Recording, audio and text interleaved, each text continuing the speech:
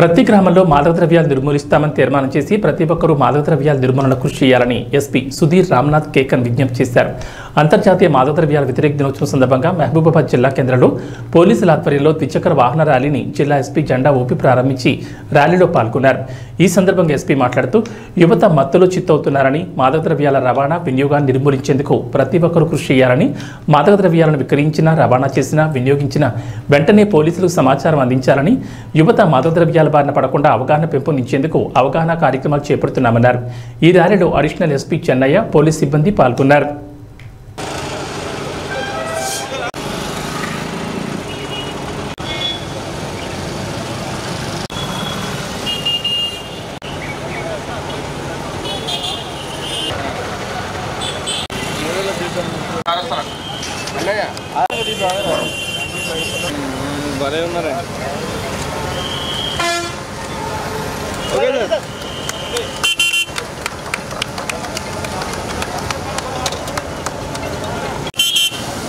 Start పాట పెట్టమ్మా. DJ start చేసి స్లోగా, ఓన్లీ 15-20 ఫీట్ స్పీడ్ మాత్రమే.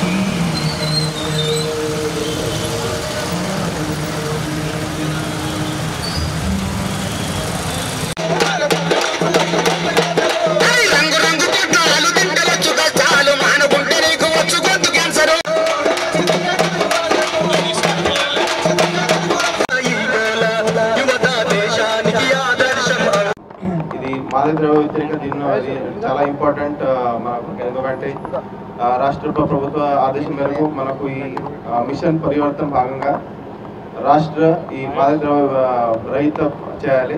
దాంతోపాటు సేమ్ మనకు డిస్ట్రిక్ట్ లెవెల్లో ప్లస్ మొత్తం సమాజ్ ఇది మాదక ద్రవ్య రహిత చేయడానికి మనకు టార్గెట్ ఉంది.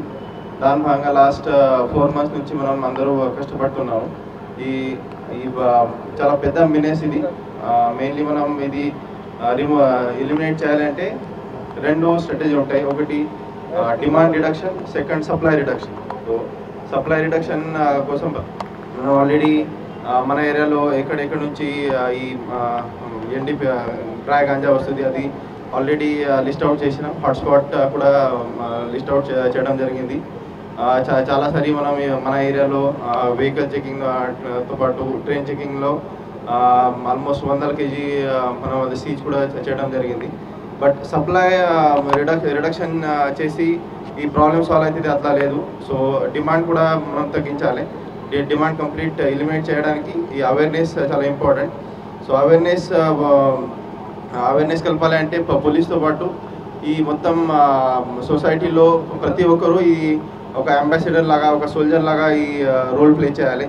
ప్రతి గ్రామంలో ఒక తీర్మానం చేసి ఆ ఈ మాదక ద్రవ్య రహిత చేయడానికి మనం ముందుకు వచ్చి ఈ అట్లా తీర్మానం చేసి ఇది ఆ ఏరియాలో ఇట్లాంటి ఎవరు ఉంటే మనం రీహాబిలిటేషన్ కోసం కూడా అది హెల్ప్ చేద్దాం. బట్ ప్రతి ఒక్కరూ ఈ మిషన్ పరివర్తనలో పార్టిసిపేట్ చేసి ఈ మన డిస్ట్రిక్ట్, మన సమాజం ప్లస్ మన రాష్ట్ర ఈ మాదక ద్రవ్య రహిత చేయడానికి మనం ప్రయత్నం చేయాలి. Thank you.